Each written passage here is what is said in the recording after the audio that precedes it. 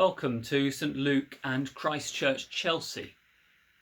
How should we as Christians respond to the coronavirus? This video is the first in a short series exploring some themes raised by our current situation, and a new video will be appearing each week for at least the next 4 weeks. You can enjoy these videos by themselves, and we hope that many of you will. And on Wednesday evenings, beginning on the 22nd of April, we will also convene a discussion over Zoom to reflect on some of the issues raised in this video. You can find out more details of how to join that discussion in the details on this video. Today, I want to consider how our rhythms of life have changed in these last few weeks. We have lost many of our usual routines. I'm thinking of things such as the daily commute, the weekly choir rehearsal, the trip to the school gate, the visit from the grandchildren, the weekly play date, the trip to the shops with friends, the quick hour in the gym, and so on. And we have also lost the ways that we tend to step away from our usual day-to-day routines, such as the trip to the seaside, the post-Easter holiday, or the chance to gather for our Holy Week and Easter gatherings in church. And we are gaining and slowly shaping for ourselves a new rhythm of life. So how, as Christians, should we think about these rhythms and about how we mark time? All that most of us are experiencing is, of course, far less upheaval than the huge numbers of people around the world right now who are dying or grieving or unsure where the next meal will come from. We will reflect on some of these issues in future videos. But in this video, we want to focus simply on that immediate upheaval, the change of structure, of routine, of ways of marking time that many of us are experiencing at the moment. And there are 3 reflections that arise for me. First, our rhythms of life both reflect and form our sense of what matters in the world. And in thinking about the rhythms of life we adopt as Christians, a good rule of thumb is to honour the 2 great commandments that Jesus laid down. There are, said Jesus, 2 great commandments. First, love the Lord your God with all your heart and with all your soul and with all your mind and with all your strength. Second, love your neighbour as yourself. To take the first, what does it mean to love God in this crisis? Above all, it means to continue to see God as how God really is. And the God we worship and adore is one we know in acts of love, acts of healing, and acts of self-sacrifice, whether as told in the Bible, in the lives of Christians who have gone before us, or in the lives of people we have known.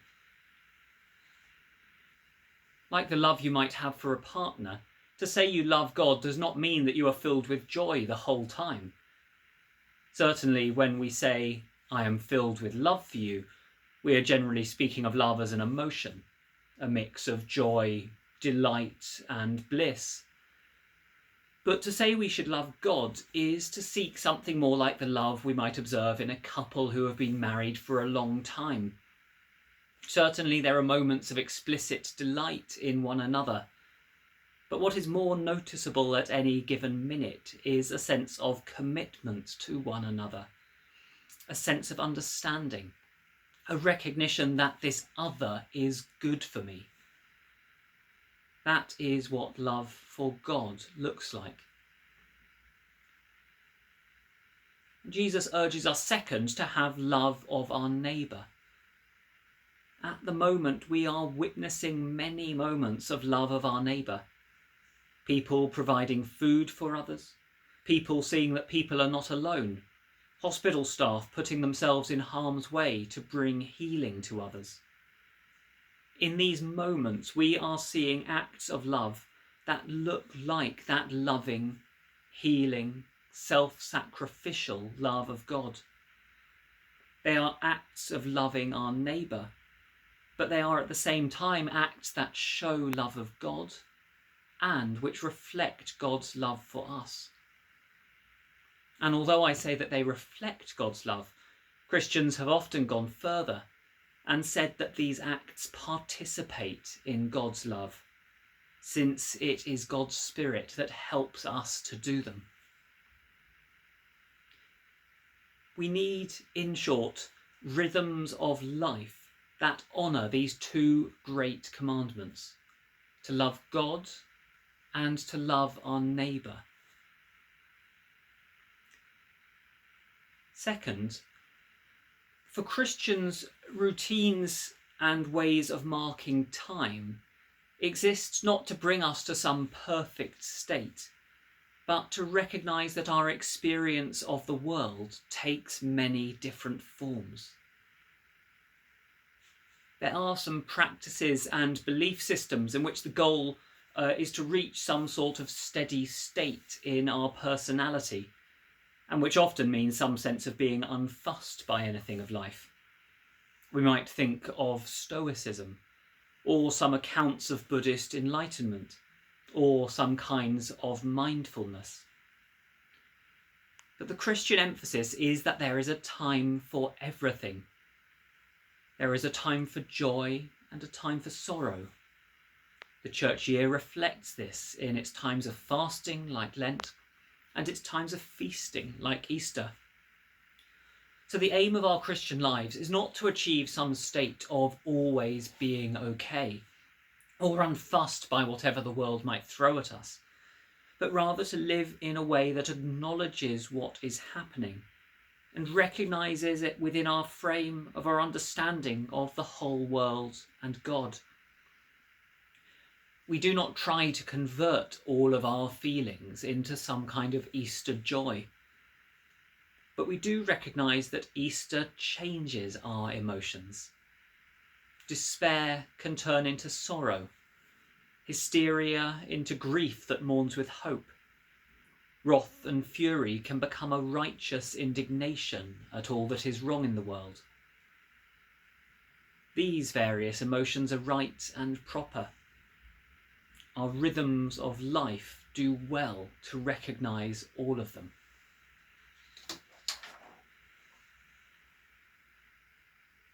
And finally, if we want to find rhythms of life that help us to live in a way that reflects our commitment to love of God and love of our neighbour, we might well do well to think about particular practices. I want to make two specific suggestions here to get us started, which we may well explore more in discussion. First, in terms of love of God, I'd invite you to consider how your pattern of prayer is adapting to lockdown. We do well to remember that prayer and worship is not something demanded or expected by God, like some kind of divine tax. It should be our free expression of recognition of what is deepest and most true in the world. And the greatest absence of this for many of you will be our Sunday worship. I wonder how you have been finding ways of marking that weekly worship. On Sunday mornings, of course, by tradition, because that marks the significance of that wonderful first Easter morning. I hope our videos, also available on this YouTube channel, have been of some use in that. But maybe Sunday is a time to sit and to read some part or all of a book of the Bible. Exodus and Colossians are good places to start in this Easter season. And for many of you, this may also be a chance to consider what rhythm of daily prayer may be sustainable. The Church of England has been hugely shaped by Cranmer's Book of Common Prayer. And in creating that work, Cranmer insisted that prayer was something everyone was called to do. he took the 7 monastic offices and reduced them to 2 services, matins and evensong, or morning and evening prayer. Here, Cranmer intended, was a service that everyone could pray. It was something that could structure these 2 crucial portions of our day, the beginning and the end. It is, if you like, the daily bread of prayer. Like saying, I love you to a partner, perhaps even when you don't feel like it so strongly. It is a rhythm that helps us to shape our way of life. Maybe this is the time to take up a regular pattern of daily prayer. The Pray As You Go app and the Church of England Daily Prayer app are both helpful for this. What rhythm will you find to centre and root you in love of God? And a second suggestion is to work out, if possible, how you might eat with others. Eating with others is one of the most fundamental acts that brings us into community with people. And yet almost a third of Britons eat alone all or most of the time. This is not easy for everyone, of course, to solve. But are there ways, I wonder, that in this time of lockdown we can recover good rhythms of sharing time and community with one another, and of showing our love for those round about us? Or if you're now with a partner or family more than usual, how can meal times become a time of shared life together? A moment of love for your immediate neighbour in your own household. So I've offered us 3 reflections.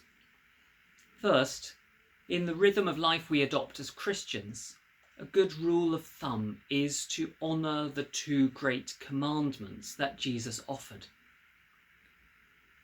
Second, these rhythms should honour the range of ways we experience the world: joy and sorrow, anger, hope, and so much more.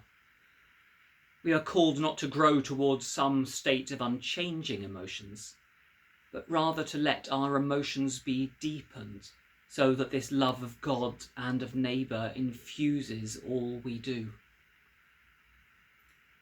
Finally, I've offered 2 brief suggestions for possible rhythms of life that help us to live in a way that reflects our commitment to love of God and love of our neighbour.